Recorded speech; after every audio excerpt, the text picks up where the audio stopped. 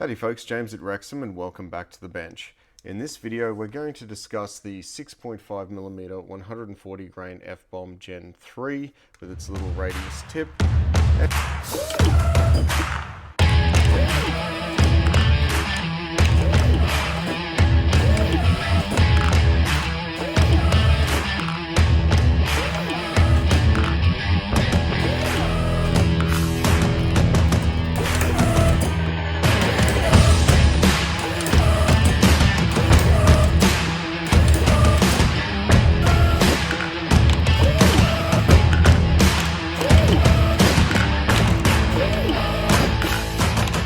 And we're going to show you a target at 600 yards where I shot my first possible. So that's a bit of a milestone for me and I'm excited about it, excited about the possibilities.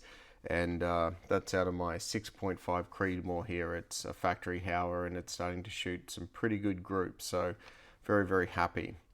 We're also going to have a look at some bipods at the end of this video because I've got two new eBay specials here. Because during the last shoot at 600 yards, my MDT ground pod really let me down on the day. It's pretty much now cactus and toast.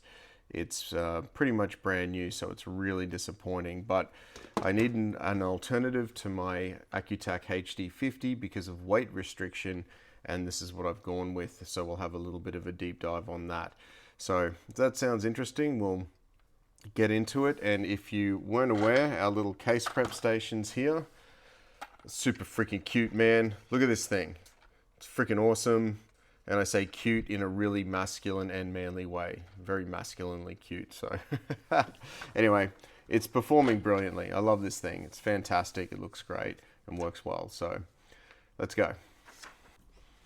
Alright, so let's dive straight into the 6.5mm 140 grain F-bomb Gen 3 with its little radius tip. Try saying that 7 times really quickly. So the evidence I've got to go on is my personal experience and the hundreds of videos that have been sent from customers that are using them on game. Now that includes the 135 and the 140. Some people prefer one to the other, but one thing remains true amongst all of them. And that is, from a terminal performance standpoint, they are incredibly hard to beat.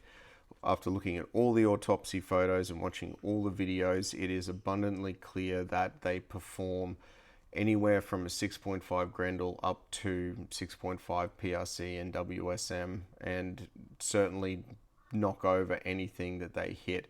There's excellent expansion, there's excellent penetration as well, and they seem to perform in that role in a phenomenal way. So for an Australian-made hunting round, they are very tough to beat.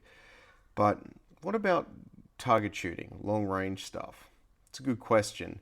So I'm not an experienced long-range shooter, as you know, but I'm getting better and I'm learning. So I thought I'd really challenge myself out at 600 yards, but there's a couple of caveats to this, and we'll have a look at this target in a second. Number one, I shoot PC class. Now that means production class, formerly Sport Hunter, and that's out of this factory 6.5 Creedmoor you see here in front of you.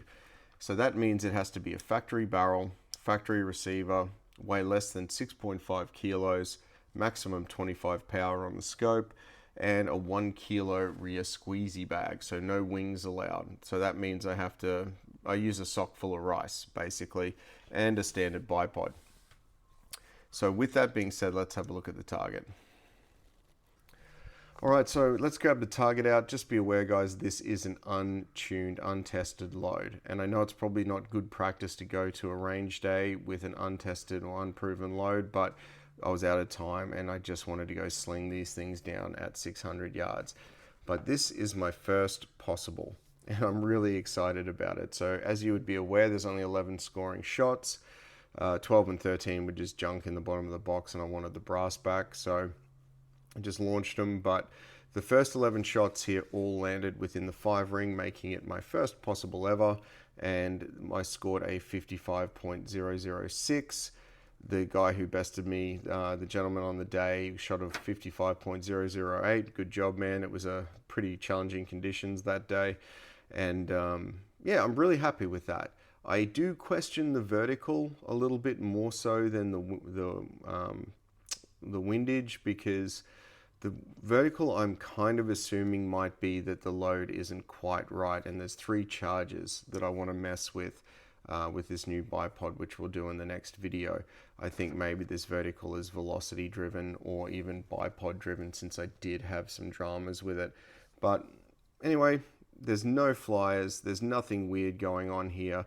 It's all a pattern around the center ring, and some of this is, of course, is my inexperience in long range shooting. So anyway, I'm really happy with those results. I think there's a lot to improve, which is why we are always, refining our practice.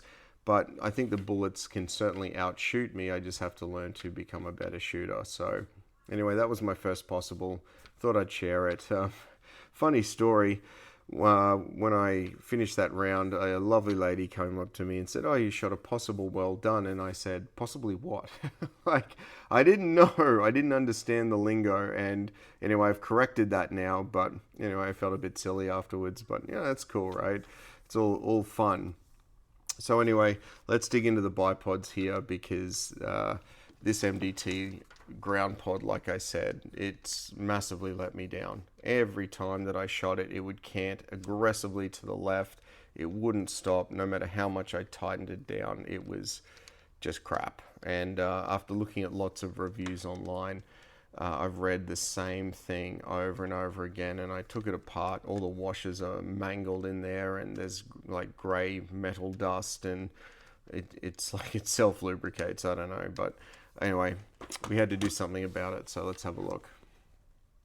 Alright guys, so bipods. Now, quick backstory. To shoot in PC class, my rifle has to weigh under 6.5 kilos. My Accutac HD50, however, sadly, with an Arca rail, puts me well and truly over that weight limit, so I needed an alternative option. So I've got onto eBay and I've had a look at some different manufacturers, and I found 2 that really interested me, and one of them I bought the wrong one. I know. So anyway, we'll look at the V10 first, because this one's very interesting, and then we'll look at the V8, I believe it is. There's a V8 and V9, and they are different in the legs, and I actually bought the wrong one, so we'll talk about that second. But anyway, let's have a look at the V10 first. This is the V10 bipod. $128 delivered on eBay, and on face value, it looks like a really good value for money product. It is a solid piece of aluminium, weighing in at 350 odd grams. It has really good height adjustment on the legs. So there you go, you can see it now. And it has lots of adjustment on leg length in between. It actually has very small increments, which I think is a nice touch. It also has multiple positions for the legs. So we're at 90 degrees now. It has a 45 degree. It has a high supinated 25 degree or so, maybe 30, and obviously horizontal. So that's also really cool. The legs lock in super tight. There's very little play in that at all. It's as good as the HD50 in my opinion, in terms of how solid the legs are. And it attaches to a Picatinny rail, or there are lots of different rail attachments you can get, but I had a couple of little 5-slot Picatinny rails. That works for me. Also, let's have a look at the cant mechanism, because that's kind of cool. It's kind of different. We'll see how it goes, but I'll show it to you now. Alright, it's a solid block of aluminium under there, and it's cut into a slot. So it gives you 15 to maybe 20 degrees of cant adjustment, but it also wants to sit in the flat pretty well. So getting it level seems to be like a really easy feat. I do have a small bubble level on the pick rail here, and this thing is tightened down pretty tight now. I've leveled it already to go and shoot it in a couple of days, but I'm actually really happy with this purchase. Haven't shot it yet. We're going to go out and do it. That may change, but for now, I didn't want to spend $600, $700, $800 on another Accutac or an Atlas, because, you know, cost of fuel and all that. But this could be a really good alternative. And I did look at a bunch of reviews online, and everyone who's got one has only got positive things to say. I actually haven't seen a negative review yet. Maybe I haven't looked hard enough, but it certainly seems a lot better built than this hunk of junk that just lets go every time you shoot it. So Anyway, let's grab the other one out.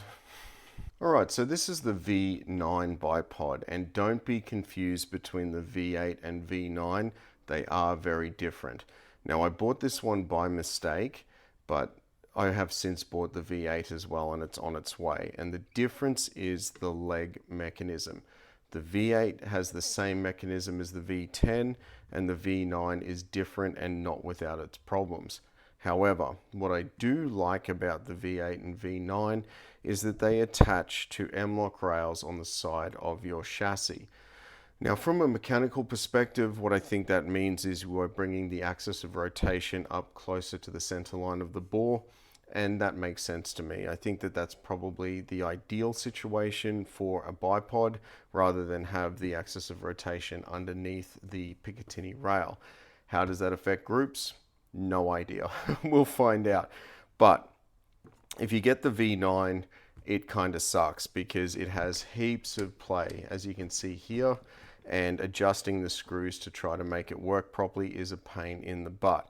However, you can, if you bring an Allen key to the range, which I know is fairly easy, once you've deployed it, you can simply tighten this up, and then that will not move. So I'm going to shoot it like this anyway and see how it goes, but we will have to take an Allen key to the range to make sure that that doesn't actually lose its, or if it's too loose, it can actually fall out and flip backwards. So we're going to lock it in tight. It'll actually push over its detents, which is quite crap. But from the look of the photos, the V8 has a different mechanism, same as the V10. That thing is not going to go anywhere. That is very, very solid. So we'll give it a try anyway and see if there is any improvement having the bipod up here, or if I like it any better. The other thing about the V9 and V8 is you are going to be limited to how far your legs can go up. Well, at least on this one. I haven't seen the V8 yet, but the V9 legs are different altogether. Not particularly happy with these, but I don't even know if I'm going to get the elevation, to be honest, but we'll see on the day. So just be aware the V8 and V9 are different, but at the moment the V10 looks like a great option. So guys, that's it, and thanks for watching. Before we go though, a big shout out to everyone who contributed to the Case Prep Center development. We now have a wonderful product that does an absolutely stellar job at a great price point, and I thank you for your contributions and feedback on that to get this to where it is now. Next, the 6.5 140 grain F-bomb. I'm really enjoying my long range shooting with them, and I'm getting better all the time. I think I'm the limiting factor here now, not the bullet, and that's evident by the feedback I'm getting from customers across the country. So if you're looking for a great Australian made do-it-all, we have heaps of them. They're a wonderful product. Get into them. They're fantastic. Now, to leave you with some things to look forward to in the next video, we are going to be shooting at the range and doing some load development.